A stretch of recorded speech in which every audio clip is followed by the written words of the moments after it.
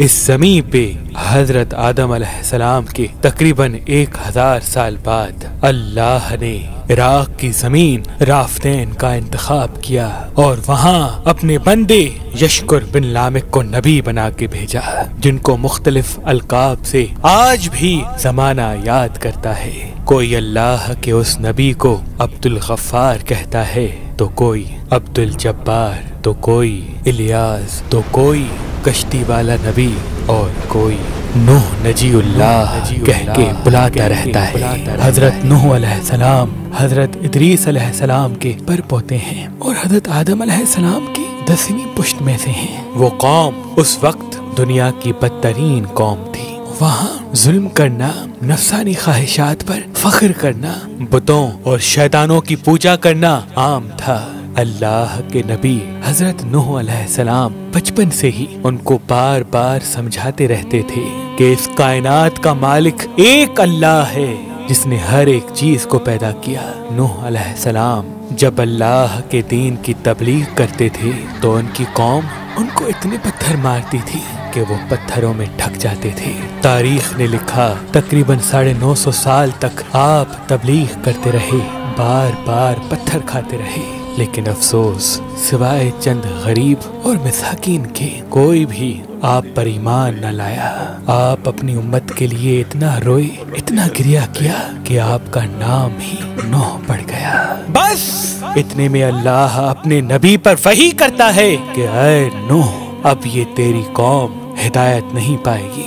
नूह अलैहिस्सलाम रो के अल्लाह की दरबार में फरियाद करते हैं कि ऐ अल्लाह, ये इंसान जुल्म करने को मजाक समझते हैं, एक दूसरे के ख्याल करने को, मदद करने को बुज़दिली समझते हैं, तेरी इबादत से मुंह मोड़ते हैं। ऐ अल्लाह, इस मेरी कौम को नीज़ तो नाबूद फरमा। जैसे ही नूह अलैहिस्सलाम ने ये बद्दुआ की तो अल्लाह ने पैगाम भिजवाया, ऐ नूह, एक कश्ती तैयार कर, अन करीब तेरी ये जालिम कौम नीज़ तो नाबूद हो जाएगी।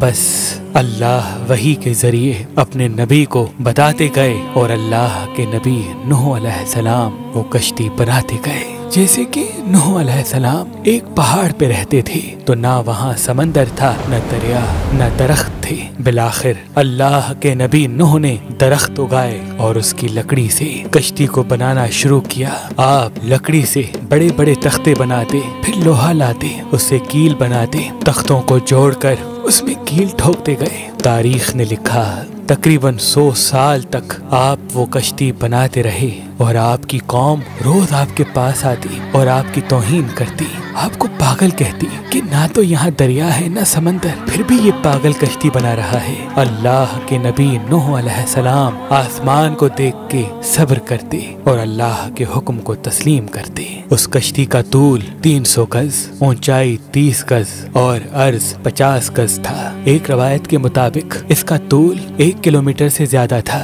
ये कश्ती आम कश्तियों की तरह नहीं, बल्कि जिस तरह से इस कश्ती को नीचे से बंद किया गया था वैसे ही ऊपर से भी बंद किया गया था ताकि बारिश का पानी भी कश्ती में दाखिल न हो सके। इस कश्ती में अलग अलग 3 दर्जे बनाए गए थे। निचला दर्जा जानवरों के लिए था, बीच वाला तबका इंसानों के लिए और ऊपर वाला हिस्सा परिंदों के लिए। हर दर्जे में एक दरवाजा था। बस जब कश्ती तैयार हो गई तो अल्लाह ने फरमाया, ऐ नूह, इस जमीन पे मुख्तलिफ जानवरों और परिंदों के जोड़ों को इस कश्ती में सवार करो ताकि उन मखलूकात की नस्ल बाकी रह सके। हजरत नूह अलैहिस्सलाम ने मुख्तलिफ परिंदों, जानवरों, हर वो चीज जिसमें जिंदगी के आसार हैं कश्ती में सवार करना शुरू कर दिया।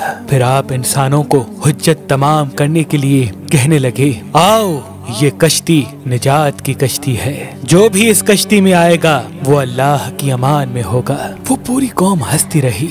तारीख ने लिखा आपके साथ थोड़े से ही लोग थे जिनकी तादाद बाज़ किताबों में 80 बताई गई है, जिनमें आपके 3 फर्जंद हाम, साम, याफिज और उनकी बीवियां भी मौजूद थीं। अल्लाह ने अपने नबी नूह से कहा कि अनकरीब तंदूर से पानी उबलेगा और पूरी कौम को डुबा देगा। इस बात को सुन के कौम नूह हंस ही रही थी कि इतनी देर में तंदूर से पानी उबलने लगा। लोग उस पानी को देखने के लिए दूर दूर से आते, हंसते, लेकिन कुछ ही देर में उनकी हंसी खामोश होने लगी क्योंकि वो पानी इतना बढ़ता गया कि उनके तमाम घर डूब गए और ऊपर से बारिश भी बरस रही थी। वो काफिर ये समझ रहे थे कि ये तूफान कुछ देर का है, तो यूं वो ऊंचे ऊंचे पहाड़ की तरफ जाने लगे। उन काफिरों में अल्लाह के नबी नूह अलैहिस्सलाम के बेटे किनान भी शामिल थे। जैसे ही नूह अलैहिस्सलाम ने अपने बेटे को देखा कि वो काफिरों के साथ पहाड़ पे चढ़ रहे हैं, आपने दूर से आवाज दी, ऐ किनान, इस निजात की कश्ती में आ जा।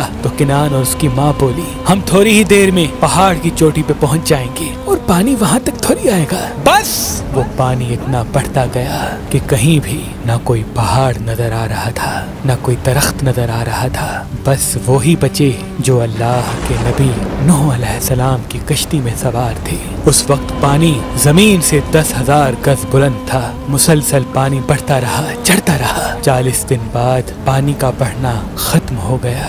बारिश भी रुक गई, लेकिन चारों तरफ सिर्फ पानी ही पानी था। तकरीबन 5 माह तक कश्ती पानी में ही तवाफ करती रही, किसी जगह पे न ठहरी। बिलाखिर दरियाए दजला की मशरकी सिमत में एक पहाड़ी जिसको कोहे अरारात कहते हैं, उसकी एक चोटी का नाम जूदी है। इस चोटी की ऊंचाई तकरीबन 13,000 फीट साहिल समंदर है। कश्ती नूह उस चोटी को लग के ठहर गई। ये तारीख 10 मुहर्रम और जुम्मे का दिन था। बस अल्लाह के नबी नूह अलैहिस्सलाम ने कबूतर को भेजा कि देख जमीन पर पानी खुश्क हो रहा है या नहीं। कबूतर गया और जैतून की टहनी उठा लाया। अल्लाह के नबी नूह अलैहिस्सलाम ने अल्लाह का शुक्र किया और यूं रफ्ता रफ्ता पानी कम होता गया। आप और आपकी जमात तकरीबन 5 माह तक जूदी पहाड़ पर ठहरे। आपने तमाम परिंदों जानवरों को आजाद किया। उस पहाड़ी पे अल्लाह का शुक्र करते रहे, जिक्र करते रहे, दुनिया को फिर से आबाद करने की सोच में मगन रहे। तारीख ने लिखा, आपके एक बेटे साम जिससे अरबी नस्ल चली, दूसरे बेटे हाम जिनसे सूडानी नस्ल चली, और याफ्त जिनसे तुर्की नस्ल चली। और यूं आप और आपकी औलाद ने दुनिया को फिर से आबाद करने का फैसला कर लिया। तकरीबन तूफान के 60 साल बाद अल्लाह के नबी नूह अलैहिस्सलाम इस फानी जहान से दारुल बका की तरफ कूच कर गए। अल्लाह ने फरमाया कि कश्ती नूह को हम आने वाली नस्लों के लिए इबरत का निशान ठहराएंगे। तहकीक करने वालों ने बताया कि कश्ती नूह अलैहिस्सलाम की बाकियात मशरकी तुर्की में वाक़े कोहे अरारात पर मिली हैं। ये कश्ती वैसे ही है जैसी अल्लाह के नबी नूह अलैहिस्सलाम ने बनाई थी। अगर आप शादी करना चाहते हैं लेकिन आपको अच्छा रिश्ता नहीं मिलता, अल्लाह के करम से हमारे पास पाकिस्तान से बाहर और पाकिस्तान में भी मुख्तलिफ मसलक और मजहब के रिश्ते मौजूद हैं। तो अभी हमारी वेबसाइट मेहरबान.com पे आएं, शादी का फॉर्म फिल करें और अपने लिए एक अच्छा रिश्ता हासिल करें। आप अपने लिए एक अच्छा रिश्ता हमारी एप्लीकेशन मेहरबान अली जो गूगल प्ले स्टोर और iPhone ऐप स्टोर पे मौजूद है उनसे भी हासिल कर सकते हैं। मजीद मालूमात के लिए हमारे नंबर पे कॉल करें। अल्लाह आपको सलामत रखे।